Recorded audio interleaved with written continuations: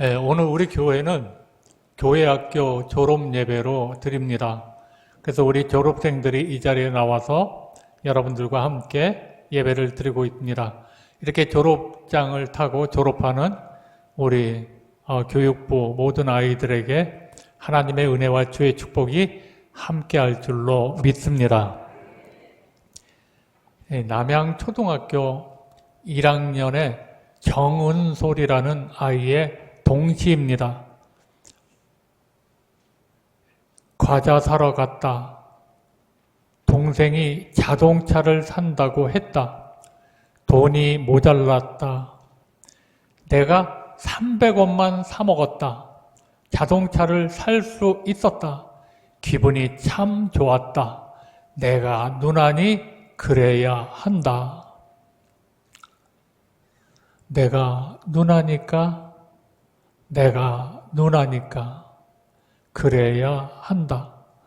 라는 동생을 위해 자기가 먹고 싶은 과자를 포기하고 싼 것을 샀지만 그래도 이 아이는 행복합니다.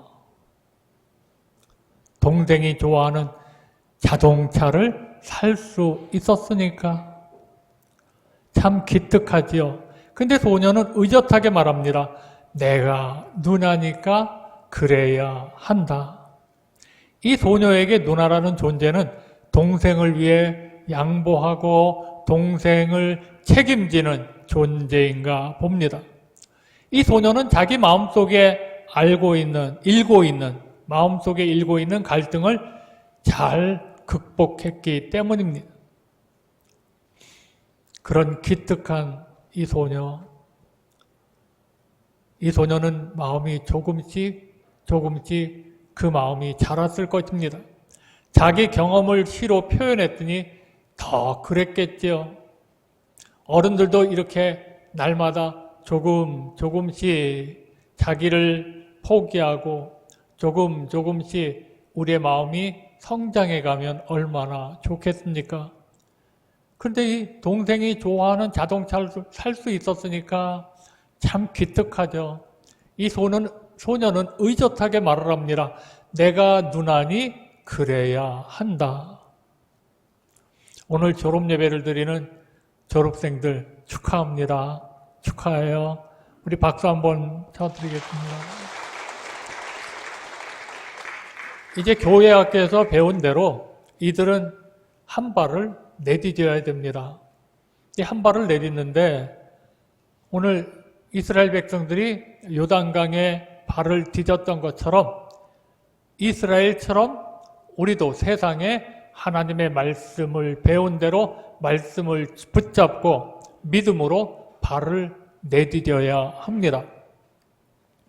믿음으로 발을 내딛는 순간 분명히 하나님은 우리 졸업생들에게 앞날을 열어주실 줄로 믿습니다.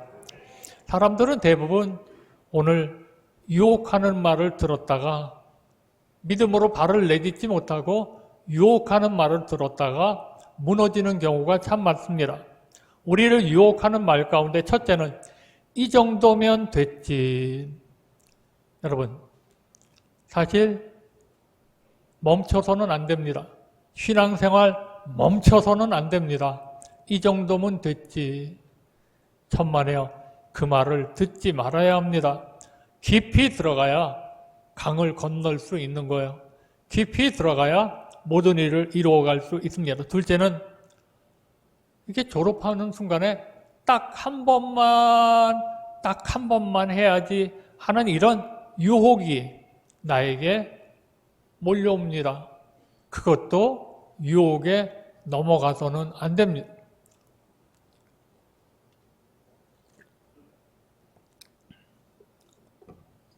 셋째는 너는 아직도 아이다. 너는 어린아이야. 젊다. 미성년자다. 라는 말에도 그 유혹에 넘어가서는 안 됩니다. 사단의 이 말에 속아서 어린 시절과 젊은 시절을 허송하고 후회의 눈물을 흘리는 사람들이 얼마나 많은지 모릅니다. 넷째는 누구나 이렇게 하고 사는데 형 봐, 쟤 봐, 이렇게 사는데 그런 생각에 또 남들 다 편하게 사는데 뭐 너 혼자 그렇게 특별하게 신앙생활하려고 하느냐, 이런 유혹에 넘어가지 말아야 합니다. 믿어도 적당하게 믿고 교회를 다녀도 적당하게 다니라는 것이죠. 이 사탄의 유혹하는 말에 속지 말아야 합니다. 오늘 졸업예배에 참여한 졸업생들은 다 미래가 있습니다.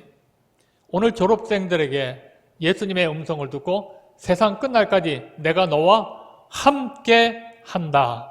내가 너와 함께 한다. 오늘 이 말씀 붙잡고, 약속의 말씀을 붙잡고 우리 졸업생들 모두에게 내일이 활짝 열리는 축복이 함께 하시기를 바랍니다. 첫째는 하늘과 땅의 권세는 예수님에게, 본문 18절입니다. 예수께서 나와 말씀하여 이르시되 하늘과 땅의 모든 권세를 내게 주셨으니. 여러분, 우리 한국 교회가 30년 후에도 남아있을까요? 우리 기독교 교육이 30년 후에도 남아있을까요? 과연 30년 후에는 교회가 생명력을 가지고 지금처럼 영향력을 발휘할까요? 아니면 세속화가 되고 종교화가 된 그런 모습일까요? 참 걱정스럽기도 합니다. 여러분, 30년 후에는 남북 통일이 이루어졌을까요? 민주주의 기치 아래 남과 북이 평화롭게 통일해 있을까요? 참 어려운 문제입니다. 오늘 사실 한국교회가 30년, 50년 후에 얼마나 세속화, 얼마나 더 큰 세속화에 오늘 얼마나 더 종교인으로 바뀌어져 있을까요? 정말 신앙의 사람들이 얼마나 있을까요? 사실 이런 것들이 더 두렵습니다. 한국교회의 미래가 더 두렵습니다. 우리 아이들이 정말 신앙의 사람들로 잘 커서 한국교회가 세속화되지 않고 하나님을 섬기는 하나님의 진정한 하나님의 자녀들로 성장하기를 주님의 이름으로 축복합니다. 사실 교회학께서 말씀을 가르칩니다. 기독교 교육을 가르칩니다. 하나님께서 주신 권세를 가지고 아이들을 가르치죠. 우리 교사들이 아이들에게 말씀을 가르쳐서 하나님께로 인도합니다. 하나님의 말씀으로 인도하면 아이들이 변화가 됩니다. 변화가 일어납니다. 우리 한번 생각해 봅시다. 내가 가르치면 얼마나 잘 가르치겠습니까? 그런데 우린 학생들 마음속에 정말 그들이 변화될 만큼 잘 가르칠 수 있는 능력도 지혜도 없습니다. 근데 우리 학생들 마음속에는 누가 함께해요? 성령님이 함께 하십니다. 성령님, 그 유명한 성령님이 함께 하십니다. 이 유명한 선생님이 예수 믿는 우리 마음 속에 다 와 계시는데 그 선생님으로부터 가르침을 받는 방법을 우리는 모릅니다.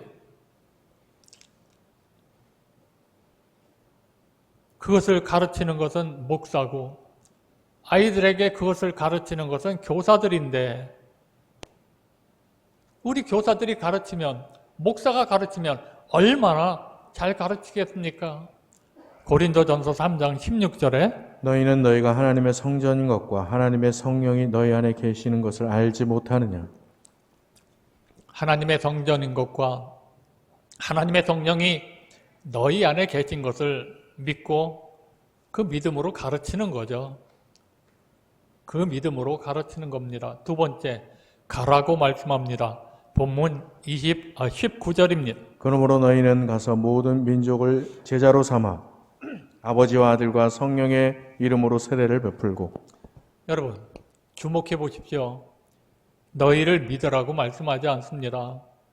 예수님을 버리고 다 도망갔던 제자들에게 믿으라고 말씀 한마디 안 합니다. 가라 그래요. 어디로? 세상을 향해 가라. 그렇게 말씀을 합니다. 제자들에게 가라고 명령합니다. 내게 대한 의심이 있느냐? 그래도 가라.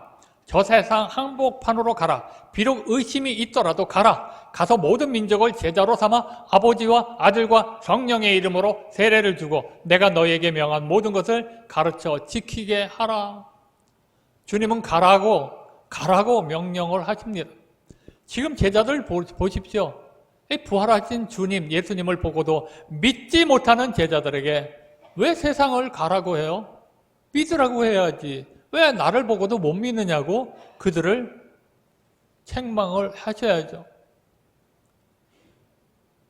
믿으라고 강요하지도 않고 주님은 제자들의 의심을 뛰어넘었습니다. 가라고 말씀합니다. 가라. 세상 한복판으로 가라. 내가 이 산에서 명했던 하나님의 뜻을 이루며 살라. 그리하면 삶의 현장에서 너무도 친밀한 함께 하시는 부활의 주님을 만나게 된다는 것입니다. 아, 정말 주님이 다시 살아나셨구나. 다시 살아나셔서 나를 이렇게 돌보시는구나 하는 체험을 하게 된다는 것입니다. 새로운 유치부에 또 유초등부로 또 유초등부에서 중고등부 청년부로 올라가는 것이 염려되고 걱정할 수 있는 졸업생들에게 2023년도 새롭게 시작하는 우리 글로리아 가족들에게 나와 함께 하시는 하나님은 가라고 말씀합니다. 내 믿음을 조금도 의심하지 아니하고 가라고 말씀을 합니다. 여러분, 우리 귀족 청소년들이 요즘은 학교에서 공부하고 학생 생활하기가 얼마나 힘든 줄 아십니까? 교회 나간다는 것 때문에 무시하기도 하고 놀아주지도 않습니다. 그래서 우리 아이들은 학교에 가면 우리 아버지 장로님이라고 얘기 안 해요. 안 합니다. 우리 아이들이 학교에 가서 우리 아빠는 목사님이라고 얘기 안 해요. 안 합니다. 참 안타까운 현실입니다. 그래도 믿고 가라는 거예요. 그래도 가라. 세 번째 봅시다. 하나님께서 함께 하시겠다는 거예요. 본문 20절입니다. 내가 너희에게 분부한 모든 것을 가르쳐 지키게 하라. 볼지어다 내가 세상 끝날까지 너희와 항상 함께 있으리라 하시니라. 부활은 믿는 것만이 아닙니다. 부활은 내가 체험을 해야 됩니다. 주님은 이제 저들을 세상으로 내려보냅니다.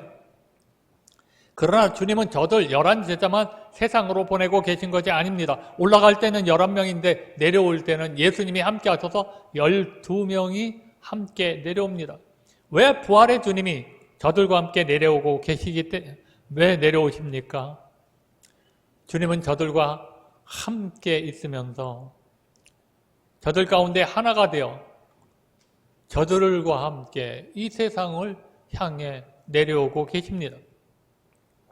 주님은 산에 홀로 머물러 계시지 않고 제자들의 벗이 되어 함께 세상 가운데로 내려오고 계시는 것입니다. 우리 예수님은 졸업하는 우리 자녀들을 새로운 환경으로 혼자 보내는 것이 아니라 함께 하십니다. 그리고 힘을 주시고 앞날을 열어주시는 것입니다. 유치원에 다니는 어린 딸 하나를 키우며 행복하게 살아가는 부부가 있었습니다. 어느 날 아내가 이름 모를 병으로 시름시름 앓더니 사랑하는 아내와 어린 딸 남겨두고 죽었습니다.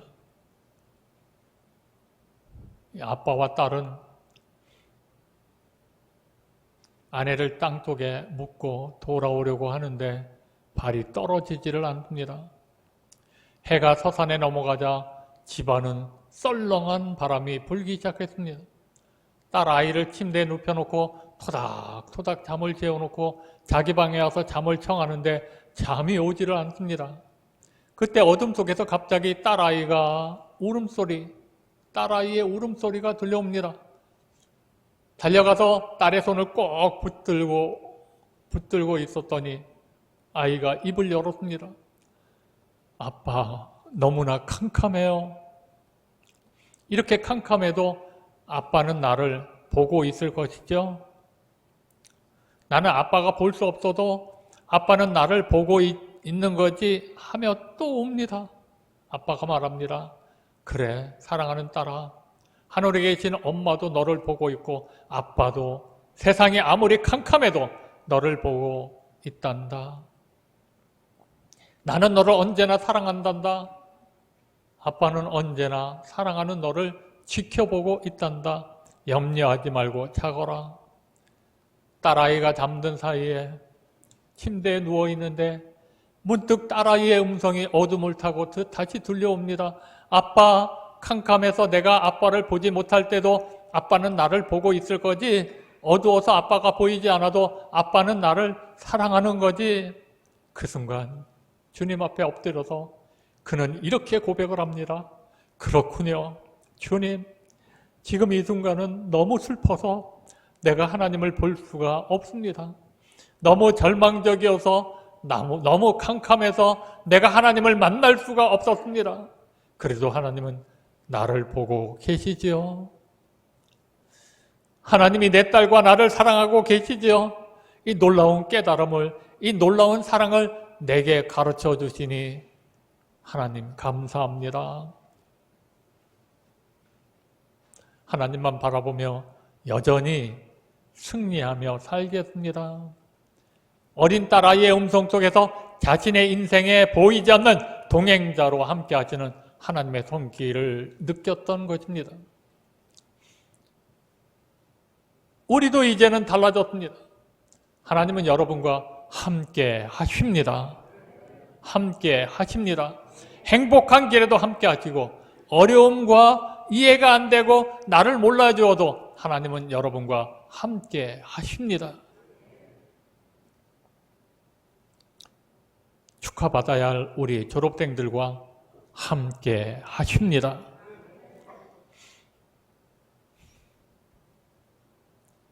우리보다 강한 적들이 우리의 앞길을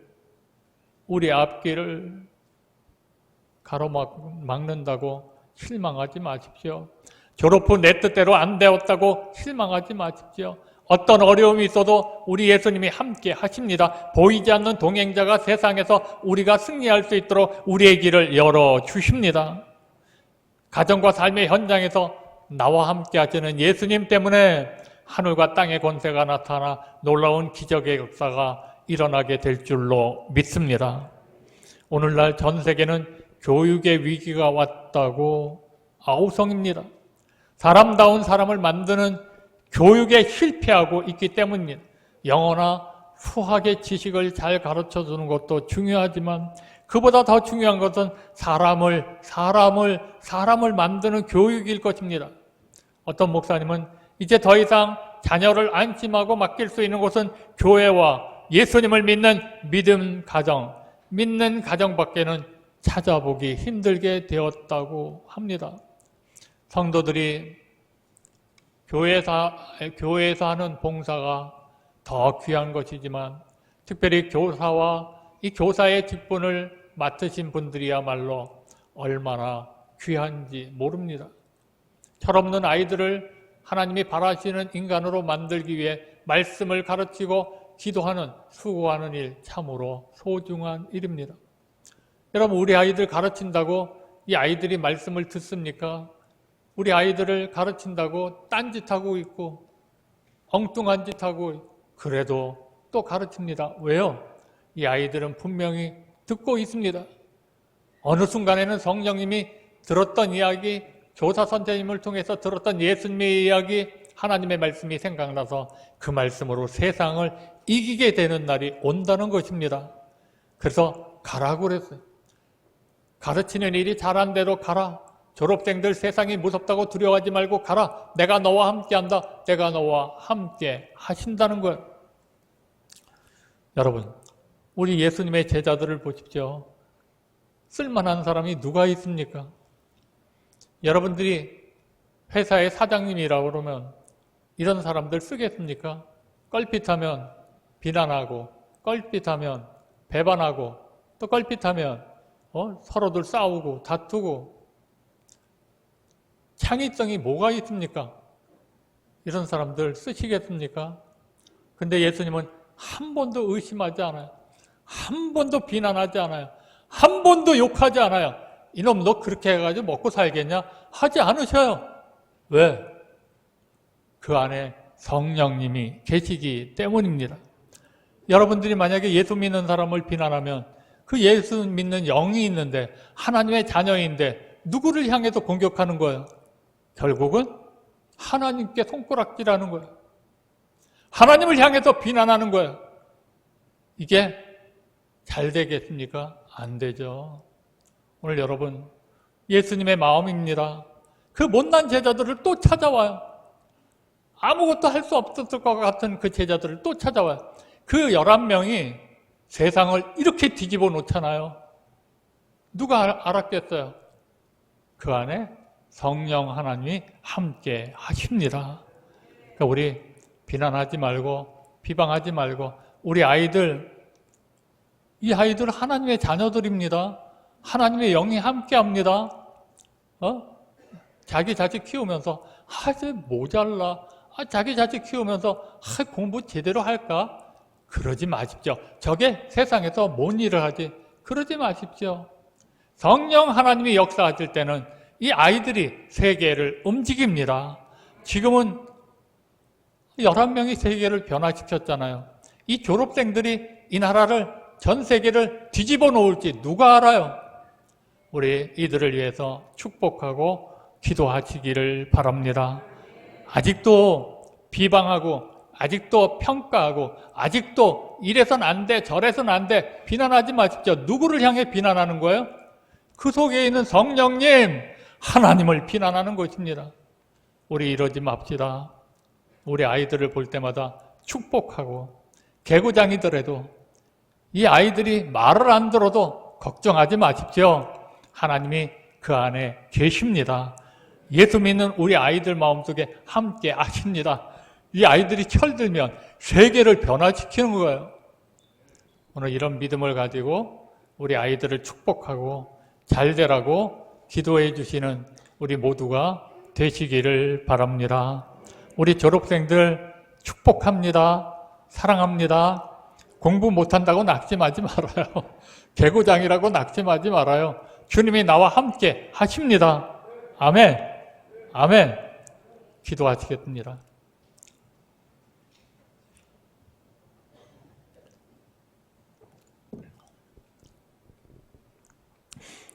예수 믿는 우리들은 하나님이 함께 하십니다. 지금은 희망도 보이지 않고 아무것도 보이지 않지만 이 아이들이 가정에 큰 역할을 할 것이며 엄마의 기쁨이 될 것이며 아빠의 자랑거리가 되는 날이 반드시 옵니다. 우리 이 아이들을 향해 비난하지 말고 부정적인 말 하지 말고 축복하며 신앙으로 이 아이들을 양육할 수 있는 저희 교회와 부모님들이 다 되게 하여 주옵소서.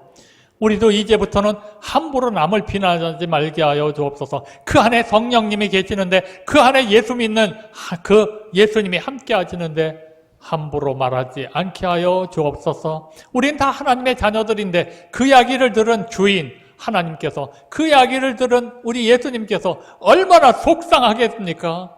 그러므로 이제부터는 비난하는 자가 되지 말고 판단하는 자가 되지 말고 하나님이 그 안에 계시니 언젠가는 큰 일을 할 거야. 언젠가는 좋은 일을 할 거야. 기대하고 소망을 갖고 기도하는 저희들 모두가 되게 하여 주옵소서. 감사드리며 예수님의 이름으로 간절히 기도드리옵나이다. 아멘.